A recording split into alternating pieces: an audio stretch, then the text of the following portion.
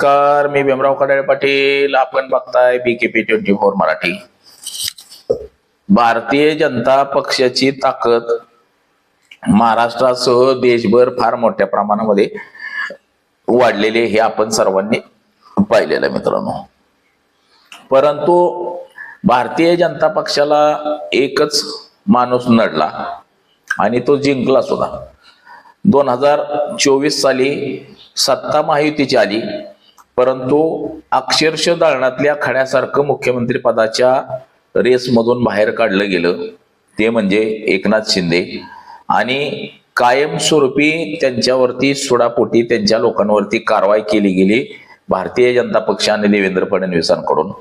शिवसेनेला, एकनाथ शिंदेच्या शिवसेनेला भाजपनं कितीतरी दाबण्याचा प्रयत्न केला, त्यांची लोक पाडण्याचा प्रयत्न केला, लोकांवरती ईडीच्या सीबीआयच्या धाडी टाकण्याचा प्रयत्न केला, त्यांच्या चौकशा लावण्याचा प्रयत्न केला, त्यांचा भ्रष्टाचार बाहेर काढण्याचा प्रयत्न केला. नगराध्यक्ष पदाच्या निवडणुकीत भाजपला आशा होती की आपले 180 पर्यंत नगराध्यक्ष निवडून येतील, परंतु हा भाजपचा विजय फक्त सांगण्यापुरता राहिला. परंतु भाजपच्या विजयाला खरा ब्रेक लावला तो एकनाथ शिंदे यांनी. म्हणजे भारतीय जनता पक्षाला नडले आणि भारी सुद्धा पडले.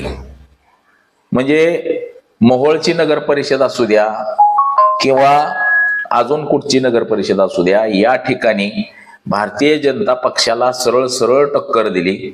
वाशिमची नगर परिषद असू द्या, मोहोळ असू द्या, म्हणजे संतोष बांगर यांनी तिथं भारतीय जनता पक्षाला चारही मुंड्या चित करून टाकलं. तसंच मोहोळमध्ये सुद्धा अक्षरशः 22 वर्षाची पोरगी भारतीय जनता पक्षाच्या आमदारावरती भारी पडली, नगराध्यक्ष झाली एकनाथ शिंदे गटातून. सांगोल्यामध्ये सुद्धा शहाजी बापू पाटील यांना एकाएकी पाडलं होतं भारतीय जनता पक्षानं. तिथं सुद्धा भारतीय जनता पक्षाचा कसा बुकना केला हे आपण पाहिलं गेलेलं आहे. तर याच विषयाची आज चर्चा घेऊन आलोय. तर चला, सर्वप्रथम आपण जर चॅनल सबस्क्राईब केला नसेल तर चॅनल सबस्क्राईब करावा ही सर्वांना विनंती. आणि चला चर्चेला सुरुवात करूया. महाराष्ट्रामध्ये नगरपालिका, नगरपंचायतीच्या निवडणुकांचा निकाल जाहीर झाला आणि या निकालामधून एक भयान असं सत्य बाहेर आलं. या निकालामध्ये भारतीय जनता पक्षाचा अंदाज होता की आपल्याला 180 जागापर्यंत नगराध्यक्ष पदाचे उमेदवार आपले निवडून येतील आणि महाराष्ट्रामधलं 1/3 बहुमत आपण आपल्या हाती घेऊ. आपल्या सोबत जे पक्ष आहेत या पक्षांना सुद्धा आपण चारही मुंड्यात चित करायचं, त्यांचे सोबत उमेदवार पाडायचं, असं काहीसा चंग हा भारतीय जनता पक्षानं बांधला होता आणि तशी त्यांची रणनीती सुद्धा होती. तर या निवडणुकीमध्ये भारतीय जनता पक्षाला जेमतेम 120 जागा जिंकता आल्या. मात्र एकनाथ शिंदे यांनी सुद्धा भारतीय जनता पक्षाच्या निम्म्यापेक्षा जास्त जागा ह्या जिंकल्या. म्हणजे 61 ठिकाणी एकनाथ शिंदे यांच्या शिवसेनेचे नगराध्यक्ष निवडून आले. त्यामध्ये हिंगोली जिल्हा असेल तो संतोष बांगरचा. आपण पाहिलं की तिथं संतोष बांगर यांना कसं डॅमेज करण्यात आलं. म्हणजे 50-50 कोटी एका आमदारानं घेतलं असा तिथं भारतीय जनता पक्षाच्या आमदारांकडून प्रचार करण्यात आला आणि तिथं संतोष बांगर यांना डॅमेज करण्यात आलं होतं. परंतु तिथल्या जनतेनं संतोष बांगर यांचे सगळेच्या सगळे उमेदवार निवडून दिले आणि नगराध्यक्ष सुद्धा निवडून दिला. त्यामुळं तिथं एकच जल्लोष झाला. संतोष बांगरने कसे दंड ठोपाटले भारतीय जनता पक्षाच्या विरोधात हे आपण सगळ्यांनी पाहिलं आणि त्याला पाठबळ हे एकनाथ शिंदे यांनी दिलेलं आहे. हे देवेंद्र फडणवीसांनी किती जरी गुपित घाला एकनाथ शिंदे यांच्यावरती केला असला, म्हणजे जसं की त्यांना अडचणीत आणण्यासाठी त्यांचेच जे काही मंत्रिमंडळातले मंत्री आहेत, प्रताप सरनाईक असतील, यांचा भ्रष्टाचार बाहेर काढला. त्याचबरोबर रामदास कदम यांचे चिरंजीव योगेश कदम यांचा जो डान्स बार आहे मुंबईमधला हा पोलीस प्रशासनानं बाहेर काढला. उदय सामंत यांचा भ्रष्टाचार काढला. त्याचबरोबर संजय शिरसाट असतील किंवा एकनाथ शिंदे यांचे सगळेच मंत्रिमंडळातले मंत्री, त्या प्रत्येकाचा भ्रष्टाचाराची फाईल ही विरोधकांच्या हाती दिली गेली. अगदी निवडणुकीच्या मतदानाच्या 1-2 दिवस अगोदर सुद्धा जे भारतीय जनता पक्षानं मंत्रिमंडळामध्ये न घेतलेले महेंद्र दळवी, म्हणजे एकनाथ शिंदे गटाचे कर्जतचे आमदार महेंद्र दळवी यांचा पैसे मोजतानाचा सुद्धा व्हिडिओ आपण कशा पद्धतीनं व्हायरल झालेला पाहिला, तो अंबादास दानवे यांनी व्हायरल केला. त्याचबरोबर महाडचे आमदार आणि मंत्री भरत गोगावले यांचा सुद्धा पैशाचा व्हिडिओ कशा पद्धतीनं तो बाहेर आला आणि तो सुद्धा उबाटा गटाने कसा शेअर केला हे देखील आपण पाहिलं असेल. हे सगळं जरी असलं तरी एकनाथ शिंदे यांनी प्रचंड अशी ताकद महाराष्ट्रामध्ये लावली आणि आपले सर्वाधिक नगरसेवक निवडून आणण्यासाठी प्रयत्न केला. जिथं जिथं भारतीय जनता पक्ष स्ट्रॉंग आहे तिथं तिथं त्यांचे उमेदवार उभे होते आणि तिथं ते जिंकून सुद्धा आले.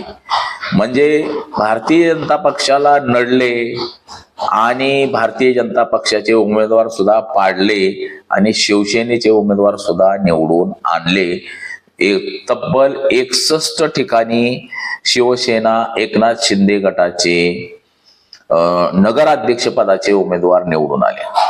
भारतीय जनता पक्षाच्या पाठोपाठ 2 नंबरचा पक्ष हा एकनाथ शिंदे यांचा झाला. विधानसभा निवडणुकीत सुद्धा एकनाथ शिंदे यांचे उमेदवार पाडण्याचा प्रयत्न भारतीय जनता पक्षाकडून करण्यात आला. तरी सुद्धा एकनाथ शिंदे यांचे 57 आमदार निवडून आले. अजित पवारांचे 41 आमदार निवडून आले. आणि या निवडणुकीला सुद्धा नगरपालिका नगरपंचायतीला ह्याला सुद्धा भारतीय जनता पक्षाने अतोनात प्रयत्न केले की एकनाथ शिंदे यांचा माणूस एकनाथ शिंदे यांचे नगराध्यक्ष कमीत कमी निवडून कसे येतील, म्हणजे एकनाथ शिंदे हे आपल्या ताटाखालचं मांजर बनून राहिलं पाहिजे अशी सोय भारतीय जनता पक्षाने केली. परंतु एकनाथ शिंदे यांनी बघा पाठीमागच्या काळामध्ये एकनाथ शिंदे यांच्या अनेक लोकांवरती ज्या धाडी पडत होत्या, त्यांच्या चौकशा लावल्या जात होत्या, त्यांचे काही लोक भाजपमध्ये घेतले जात होते. याच्यासाठी ते देवेंद्र फडणवीसांना भेटले नाहीत किंवा रवींद्र चव्हाणांना भेटले नाहीत. त्यांनी डायरेक्ट अमित शहा यांची भेट घेतली आणि तिथूनच देवेंद्र फडणवीस यांना कानमंत्र दिला गेला. अमित शहा यांच्याकडून सांगण्यात आलं असेल की एकनाथ शिंदे यांचे कमीत कमी उमेदवार निवडून आणण्यासाठी प्रयत्न करा. तरी देखील एकनाथ शिंदे यांचे मोठ्या प्रमाणामध्ये उमेदवार निवडून आले. म्हणजे भारतीय जनता पक्षाला नडणारा माणूस आजपर्यंत तो राजकारणामध्ये सक्सेस होत नाही, त्याला पुढे जाऊच दिलं जात नाही. परंतु एकनाथ शिंदे यांच्या माध्यमातून भारतीय जनता पक्षाला नडणारा एकमेव माणूस असं म्हणता येईल. आता उद्धव ठाकरे यांचं सुद्धा शिवसेनेची परिस्थिती भारतीय जनता पक्षानं काय करून टाकली हे सुद्धा आपण पाहिलं. त्याचबरोबर ज्या स्थानिक स्वराज्य संस्थेच्या ज्या निवडणुका आहेत, नगरपालिका नगरपंचायत याच्यामध्ये उद्धव ठाकरे यांच्या पक्षाची तर अक्षरशः वाताहत झाली. म्हणजे 2 आकडे सुद्धा संख्या गाठता आली नाही. अक्षरशः 9 ठिकाणी फक्त उद्धव ठाकरे यांच्या पक्षाचा विजय झाला. 9 नगराध्यक्ष फक्त निवडून आले. तर शरद पवार गटाचे 12 नगराध्यक्ष निवडून आले. ह्याच्यामध्ये जेमतेम प्रभावी राहिलं तो म्हणजे काँग्रेसचे 27 ठिकाणी नगराध्यक्ष निवडून आले. परंतु काँग्रेसनं चंद्रपूर जिल्ह्यामध्ये जे चमकदार कामगिरी केली, भारतीय जनता पक्षाचं अस्तित्व सगळं नेस्तनाबूत करून टाकलं चंद्रपूर जिल्ह्यामध्ये, ही देखील महत्वाची बाब असंच म्हणता येईल. परंतु त्यातले त्यात एकनाथ शिंदे यांनी मात्र महाराष्ट्रामध्ये सध्या भक्कम पाय रोवलेत एकनाथ शिंदे यांच्या शिवसेनेने, असंच काहीसं आपल्याला म्हणता येईल. कारण की भारतीय जनता पक्ष ज्या पक्षांना सोबत घेतो त्या पक्षांना नेहमी रसातळाला लावण्याचं काम करत असतो.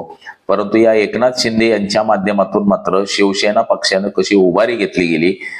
शिवसेनेचे 57 आमदार आहेत, परंतु 61 ठिकाणी त्यांनी विजय प्राप्त केला. ज्या भरत गोगावले यांचं महाड मतदारसंघ आहे, या महाडमध्ये सुद्धा भारतीय जनता पक्षानं सुनील तटकरे यांच्या माध्यमातून फिल्डिंग लावली होती की इथं सुद्धा नगरपालिका विरोधात जावी म्हणून. तर ती सुद्धा नगरपालिका भारतीय जनता पक्षाच्या हाताखालून भरत गोगावले यांनी खेचून नेली, हे सुद्धा आपण बघितलेलं असेल.